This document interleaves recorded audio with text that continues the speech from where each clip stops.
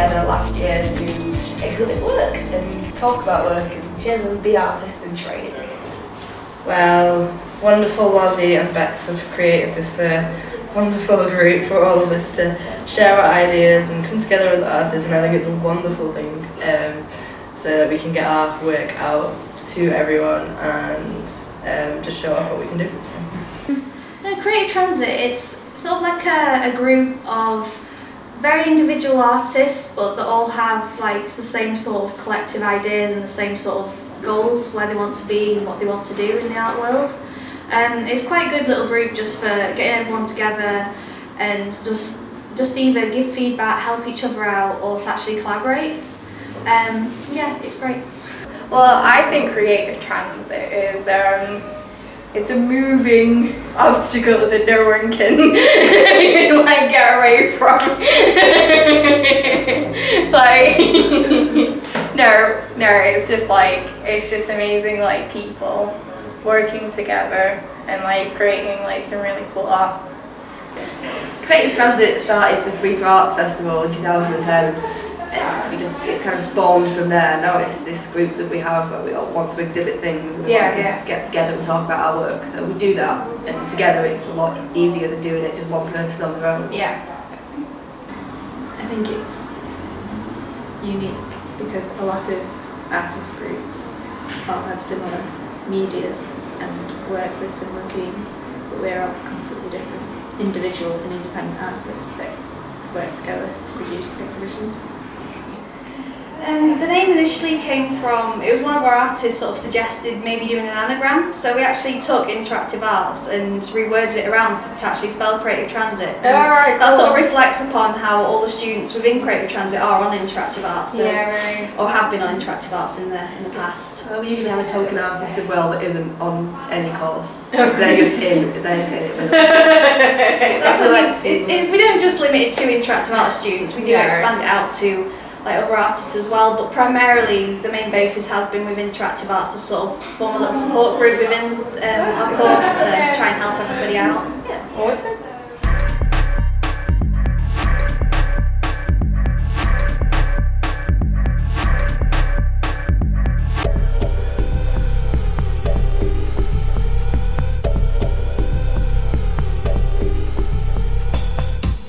We chose the title Chinese Whispers because we wanted to choose a concept that would reflect the playful nature and the interconnecting link between everyone's work that was already established before the Open Studio.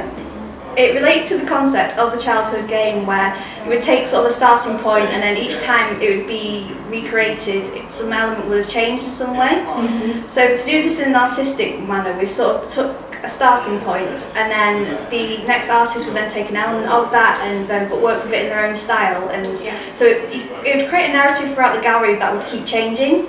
Now since the initial concept, this has sort of altered slightly, so rather than taking the audience by the hand and leading them throughout the gallery, we've now got interconnecting links so the audience can choose their own route and choose which direction they want to go through first. And we're hoping this way, rather than people sort of getting to the end of the links and then leaving, they would actually then look at a piece of work and reconsider the other sort of meanings to that and try and see the interconnecting links. You can follow one path and then follow the opposite path and then kind of meet where you started and discover new things about different pieces of work, which is quite cool. It's called Humanimals. I can never say it properly. Which is basically like human and animals combined, hence the name. So that's kind of spawned from my love for Greek mythology and animal-human hybrids, and I thought it was a really interesting thing to do. So I decided to mix photography rather, and painting. So yeah, a piece of work. It will be a large scale paper cutout, hanging, and a projection as well. So overall it will be an installation piece. Well, it started with the site projects in January, and I decided to make maps, and then it just went on from there. Because I like to use paper, and I kind of use paper cutouts as form of illustration. My work is called Receptacles, Vessels, Eulogize, and it's based on the life cycle of a pair of shoes, which is another version of life and death cycle of a human being. Scanography is the technique of using a scanner to create art. So most people use this sort of as a photography technique, use a scanner as a form of camera. But I'm sort of more fine art based, so I've been using the scanner as a canvas and treating it as such by pouring different paints and different liquids onto the scanner and scanning the results. I guess it's just sort of my puppet world, so that could be a title for it, My Puppet World.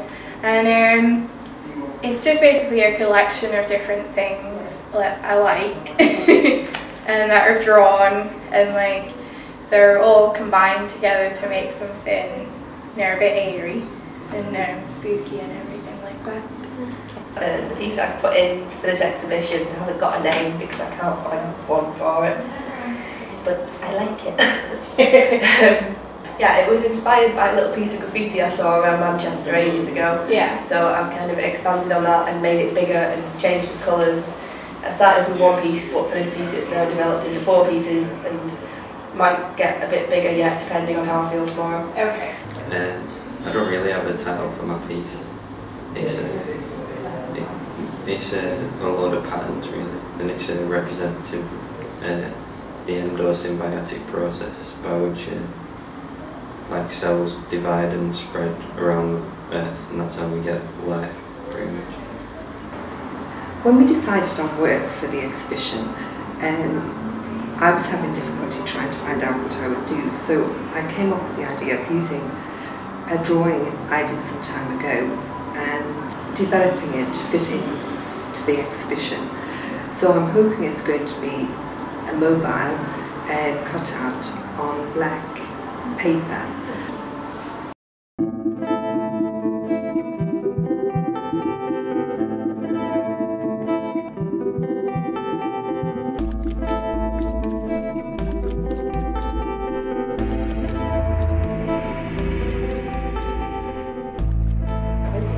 Before into most of their exhibitions here, and I really like the space. I think it's great, and it's been a fantastic place to have an open studio and see your work developing in the space that it's going to be exhibited in, which is a rare opportunity, a great one.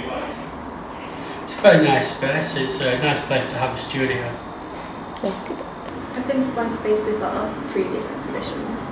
This is the first time I've had any work here. I think it's a really good space. It's large and there's a lot of different kinds of space.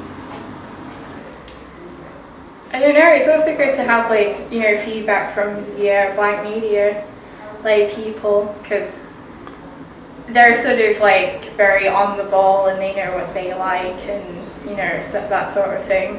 And like it's just good to hear what their opinions are. And like when they ask you questions, like you feel like you know what you want to say.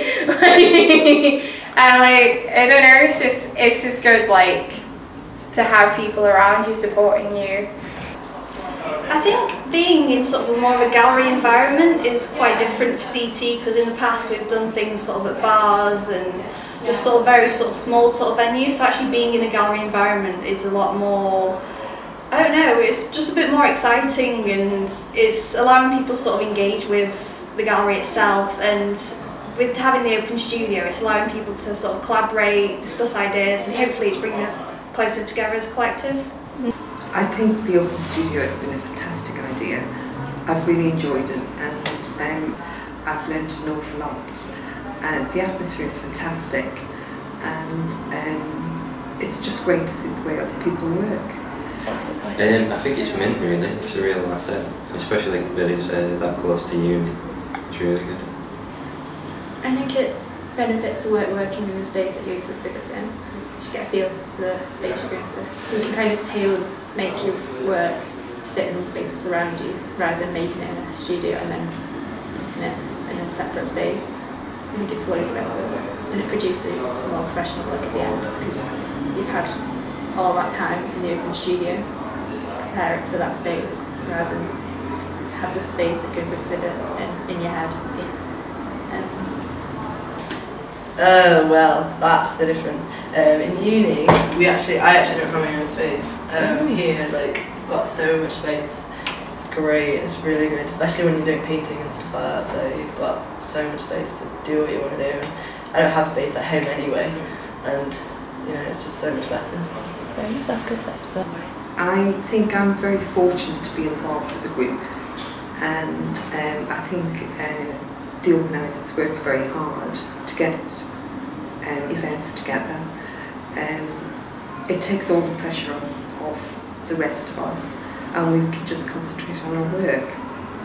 It's been like a continuous thing, I think, because we've sort of had ideas with our own work anyway, so that's been a case of us just getting the work done. But so because we've had an idea with that, we've been able to get on with that and sort of try and balance the whole running gig side of it as well. Yeah.